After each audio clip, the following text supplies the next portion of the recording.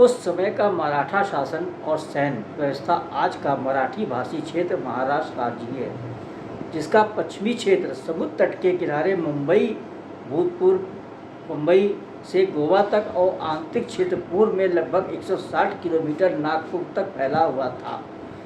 मराठा साम्राज्य हिंदू का और हिंदू शासन एवं सैन्य व्यवस्था का मिश्रित रूप था।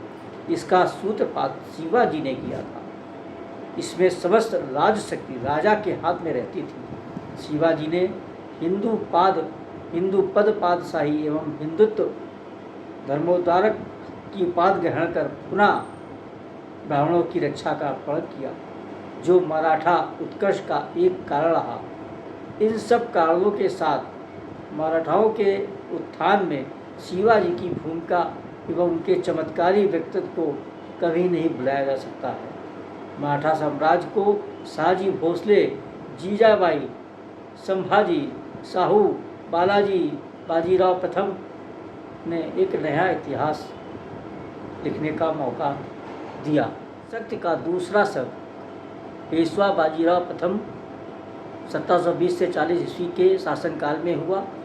एक और सेनापति दाभाड़े के नेतृत्व में मराठा क्षत्रिय सरदारों के विरोध तथा दूसरी ओर उत्तर तथा दक्षिण में मराठा साम्राज्य का शीघ्रता से विस्तार होने के कारण पेशवा बाजीराव प्रथम को अपने उन स्वामी भक्त समर्थकों पर अधिक निर्भर रहना पड़ा, जिनकी सैनिक योग्यता युद्ध भूमि में प्रमाणित हो चुकी थी। फलस्वरूप उसने अपने बड़े बड़े क्षेत्र इन समर्थकों के अधीन कर दिए।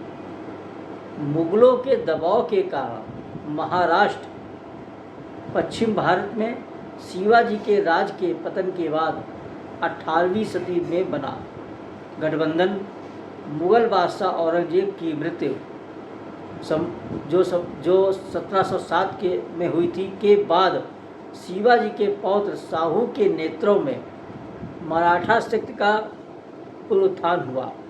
उन्होंने ब्राह्मण भट्ट परिवार को शक्ति प्रदान की, जो खानदानी तौर पर पेशवा बने। उन्होंने पेशवाओं की सेनाओं के साथ उत्तर में अपने राज का विस्तार करने का निश्चय किया।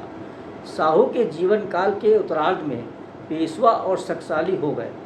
शाहू की मृत्यु के बाद पेशवा प्रभावशाली शासक हो गए।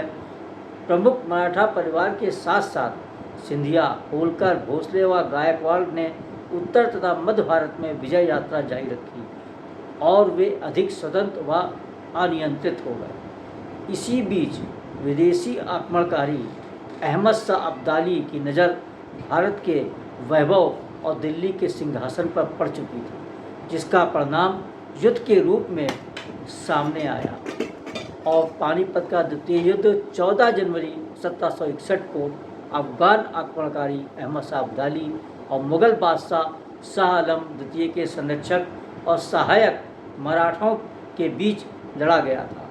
इस लड़ाई में मराठा सेनापति सदाशिवराव भाऊ अफगान सेनापति अब्दाली से लड़ाई के दांव पेचों में मात खा गया। पानीपत का तृतीय युद्ध मुख्यतः दो कारणों का परिणाम था। पहला, नादिर शाह की तरह अहमद शाह अब्दाली भी भारत को लूटना चाहता था। दूसरे, मराठे हिंदू पदशाही की भावना से ओतप्रोत होकर दिल्ली को अपने अधिकार में लेना चाहते थे। 14 जनवरी 1761 को इस युद्ध में मराठा सेना का प्रतिनिधित्व सदाशिवराव भाऊ ने किया था, जबकि विश्वासराव नाम मात्र का सेनापति था। यूरोपीय तकनीक पर आधारित मराठाओं की पैदल सेना एवं तोपखाने की टुकड़ी की कमान इब्राहिम खां गर्दी के हाथ में थी।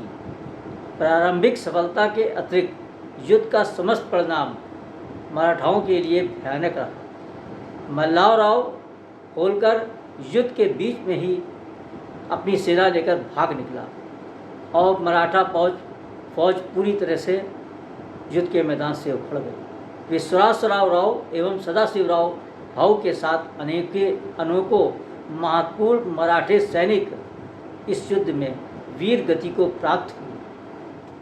प्रजा से संभवतः ही ऐसा शायद ही कोई परिवार होगा जिसने कोई ना कोई अपना सगा संबंधी न खोया हो और उसका विनाश ना हुआ हो। कई परिवार इस लड़ाई में भाग लेने आए।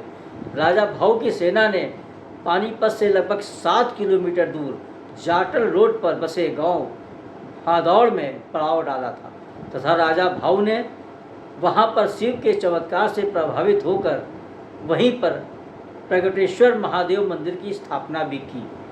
मराठाओं के साथ पानीपत के इस युद्ध में अब्दाली की सेना भाऊ की सेना से अधिक होने के कारण उत्तर भारत के सभी मुसलमान शक्तियां अब्दाली के साथ हो गई थी। इसलिए इन लोगों ने मराठाओं को साथ नहीं दिया और मराठा सरदारों के आपसी मतभेद भी काफ़ी हद तक बढ़ चुके थे। मराठाओं के शिविर में अकाल जैसी स्थिति बन गई थी। सैनिकों के लिए न भोजन था और न पानी था और पानीपत के तृतीय युद्ध के प्रभाव से पानीपत का तृतीय युद्ध मराठाओं के लिए हार और प्रलयकारी सिद्ध हुआ। ऐसे ही वीडियो को पाने के लिए कृपया आप हमारे चैनल को सब्सक्राइब करें। धन्यवाद। फिर मिलते हैं।